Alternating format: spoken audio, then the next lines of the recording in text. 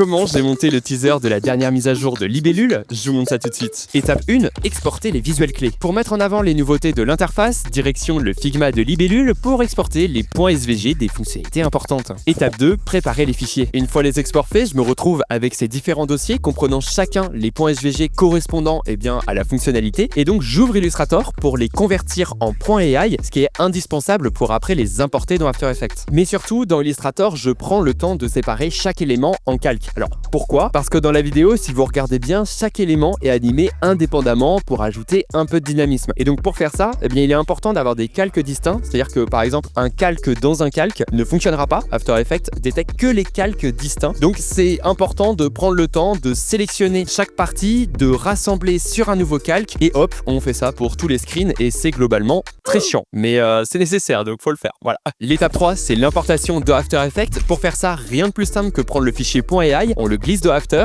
il y a une pop-up qui apparaît, on sélectionne bien composition et pas métrage afin d'avoir tous nos calques séparés. En plus de ça, on importe le modèle du smartphone dans lequel on va animer les différents visuels et on le fait passer d'un élément 2D en 3D. On active la petite option 3D et on duplique de fou l'arrière du téléphone en agrégeant à chaque fois de 1 le Z de la position, ce qui crée cet élément de décalage. Et donc quand on va déplacer la cam, on va croire que c'est de la 3D, mais c'est pas vraiment de la 3D. Enfin, c'est un peu de la bidouille, mais bref, vous avez compris quoi. L'étape 4, c'est l'animation. Voilà, faut bien y arriver un jour à faire la vidéo quoi. Ce qui compose la base des animations du teaser, c'est cette courbe. Alors cette courbe, c'est la courbe de vitesse et c'est ce qui crée cet effet de rapidité et de ralentissement rapide, un peu stylé. Je sais pas trop comment le décrire, mais je pense qu'en vidéo c'est un peu plus parlant. On va pas se le cacher. Voilà, c'est cette courbe là que j'ai utilisée sur toute la vidéo parce que c'est stylé. Donc voilà, c'est bien.